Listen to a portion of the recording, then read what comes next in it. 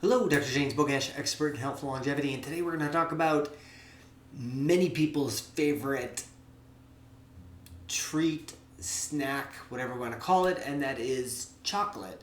But really specifically what type of chocolate, which should not come as any type of big surprise.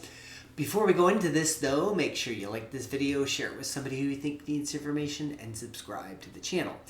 So that being said, chocolate's derived from the cacao bean, and long interesting history with chocolate and how ultimately it was the Swiss that started mixing it with sugar.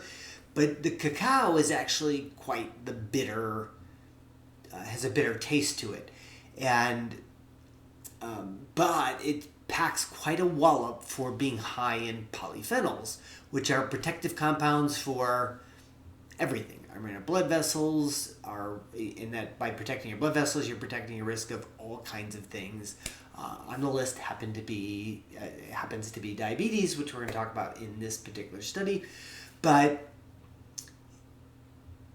the problem is that we have milk chocolate, which is just crap and candy, and when we have dark chocolate, which could be considered a health food.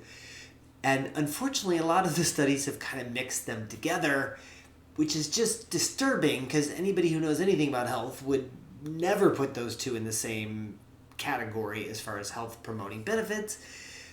But that's what the researchers have done for a long time. And despite that, chocolate as a group seems to protect against a lot of things like diabetes, heart disease, and stroke. So I've always looked at those studies and wondered if we teased out the dark chocolate, you can pretty much guarantee that it's going to have some protective benefits. So this was a study looking at the data from the Nurses' Health Study, both 1 and 2, as well as the Health Professionals Follow-Up Study, like 192,000 people, which is quite a bit of people. And for the first time, they really started asking about dark chocolate versus milk chocolate. What they found was that dark chocolate, having at least 5 servings or more per week, led to a 20% lower risk of diabetes. We'll talk about that in detail in just a second.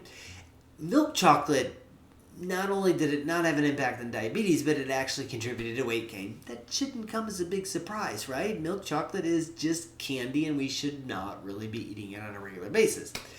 Dark chocolate, on the other hand, because of the polyphenol content, is believed and data has shown that it's protective. Now,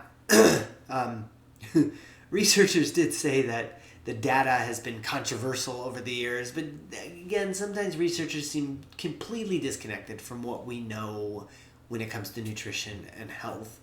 But so that was part of why they decided to run the study and ask about dark and light chocolate, or dark and white chocolate. And dark and milk chocolate. White chocolate it's even worse than milk chocolate. So the one of the things that kind of we're going to talk about heavy metals, and then we're going to also talk about what the dark chocolate may actually represent.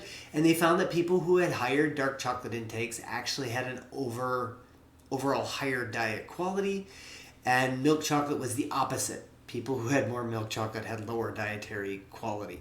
That kind of makes sense. People who take dark chocolate tracks with taking better care of yourself. That doesn't mean that the dark chocolate is... So people will look at this and go, oh, well, it had to do with the healthier behaviors, but it's all about putting everything together. It's all about all the protective compounds we have in our fruits and vegetables and spices. It's not about a single dietary compound. Sure, it makes for great headlines, but that's not what a healthy lifestyle is about. It's not about overloading on broccoli or on Brussels sprouts or on dark chocolate or coffee. It's about incorporating all of those things into your lifestyle. So that certainly makes sense that the people who had higher dark chocolate intake had an overall higher diet quality. Now, lots of controversy in the past year with lead and cadmium in dark chocolate. It's a large study by Consumer reports found that quite a few brands of chocolate had both lead and cadmium. The lead is believed to come not from the growing process, but from lead dust and the processing portion of that. The cadmium is believed to come from the soil, and it grows into the cacao bean, which is more of a problem. However, the industry has been aware of this, and so it's pretty easy to find which brands we should steer towards. Interestingly and pleasantly, Ghirardelli was relatively protective. On the other hand, like Dove and some of the other, some of the Hershey's brands was higher in lead and cadmium. But just find a brand that you like that you can Google and find out what the lead and cadmium levels in them are. So, as always, I'll post a link to this particular study in the description. Make sure you like this video, share it with somebody who you think needs the information, and subscribe to the channel.